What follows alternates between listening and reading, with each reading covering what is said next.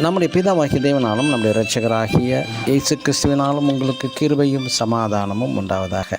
கிறிஸ்துவுக்கள் அன்பான சகோதர சகோதரிகளை, இன்று நாம் தியானத்துக்கு எடுத்துக்கொள்ள இருக்கிறதான வேத வசனம் 27ஆம் சங்கீதம் 5ஆம் வசனம். தம்முடைய கூடாரத்தில் மறைத்து கூடார மறைவிலே ஒளித்து வைத்து. ஆமென். இங்கு கூடாரத்தில் மறைத்து என்பது hide me in his pavilion. தமது கூடாரம் மறைவிலே ஒளித்து வைத்து என்பது hide me secret of his tabernacle என்று உள்ளது. நாம் ஆங்கிலத்தில் படிக்கும்போது மட்டுமே 2 கூடாரத்திற்கும் வெவ்வேறு அர்த்தம் உண்டு என்பது தெரிய வருகிறது. முதலாவது கூடாரம் என்பது temporary shelter, open structure tent, party tent அல்லது ஸ்போர்ட்ஸ் கார்டன் டென்ட் என்பதாகும். இரண்டாவது சொல்லப்படும் கூடாரம் என்பது ஆசரிப்பு கூடாரம் ஆகும்.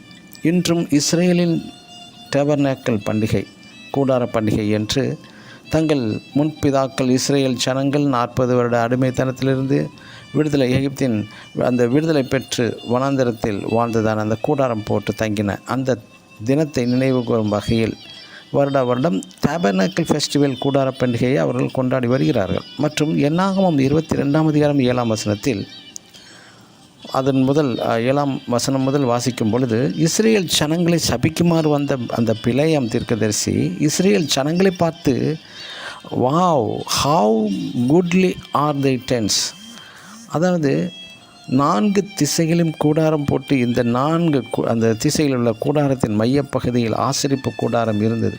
இந்த 12 கோத்திரங்களுடைய டென்ஸ் அந்த வரிசையாக மிக அழகாக இருந்ததாம். பிரியமான தேவனுடைய பிள்ளைகளை, உங்கள் நினைவுகள் பேச்சுகள் யாவுமே தேவனையே மையமாக வைத்து இருக்க வேண்டுமா? மனிதனை நோக்கி, மனித விருப்பத்தின்படி அல்ல.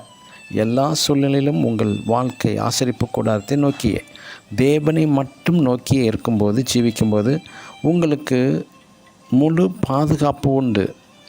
எனக்கு ஒன்றுமே தெரியாது, நான் ஒன்றுமில்லை என்று தேவனிடத்தில் உங்களை ஒப்படைத்து பாருங்கள். அவர் உங்களை தமது கூடாரத்தில் மறைத்து ஒளித்து வைத்து உங்களை கன்மலையின் மேல் உயர்த்த வல்லவர் நம் தேவன். ஆமேன். God bless you.